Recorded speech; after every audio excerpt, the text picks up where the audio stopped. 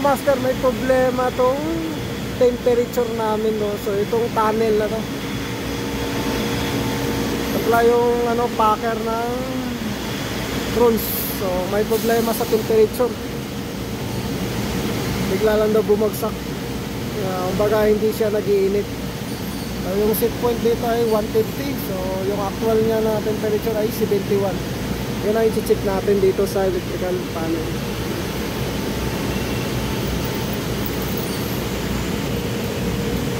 Sa natin to para makita natin kung anong laman ito. So ayun mga master, may nagtitrip. So ayan na, critical na itong ano namin pala. So may nagtitrip na isang breaker. Wala na, palitin na rin itong ibang wiring na to. Nag-iinit.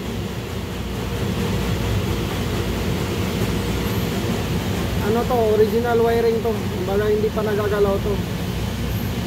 So ito lang yung bago. Ayan, on natin. Subukan lang natin kung magtitrip pa ba. Ayan, on natin. Tapos kailangan natin i-reset.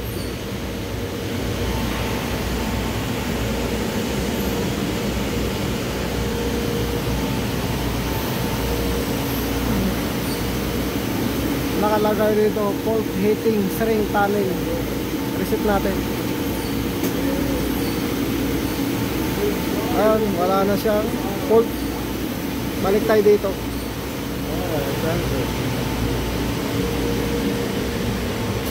So ayun,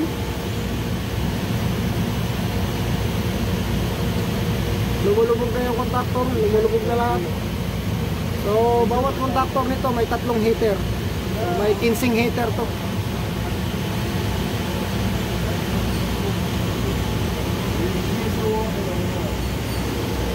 Ayun, tingnan natin to kung umaakyat to, temperature na to. So ngayon ay umaakyat na siya, no? Umabot na siya ng 95 degree. Ayun mga master, kuha na natin ang amperahe itong contactor na to. Kasi nga ito yung nag-trip kanina eh. Ito yung pang-apat. Yung pang-apat na to. So itong contactor na to. So kanina kasi nalaglag to. So baka nag-trip siya dahil nga bigla siguro nalaglag or ano. Baka yun ang dahilan. Ayun, kukuha na natin ang amperahe.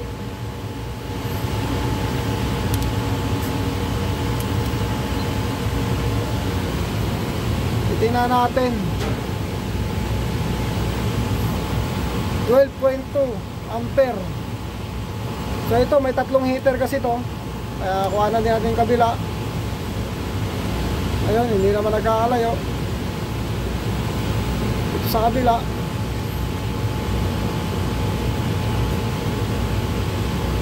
$12.6 12.5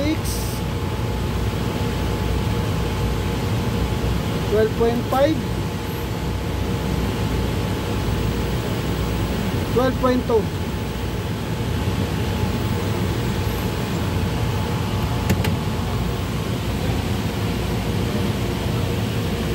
Tapos ito nakaset po ito ng 14 ampere. 13 to.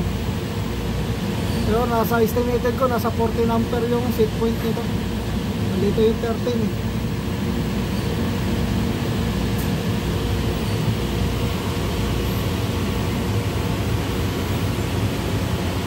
Gagawin ko nito, schedule ko to sa ano, sa pag walang takbo to, schedule ko to ng preventive. Kasi nga delikado na. So yung ibang wiring, ito kasi original to na contactor tong dalawa na to eh. Kumbaga ito 23 years na tong makina to, kaya 23 years na rin to. Pero itong mga to bago na to. Ito, saka ito, bago na to na contactor, kung makikita nyo. Ang gagawin ko ito,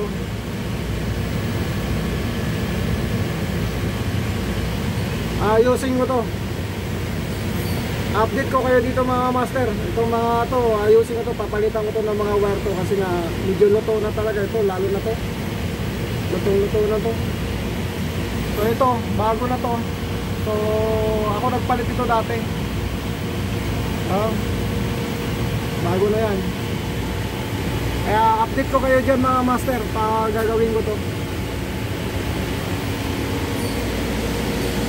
So ngayon ay umakyat na.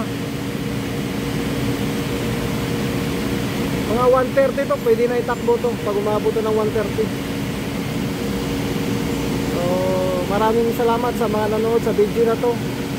O, sana may matutunan kayo sa mga ganitong klaseng basic troubleshooting ng temperature controller.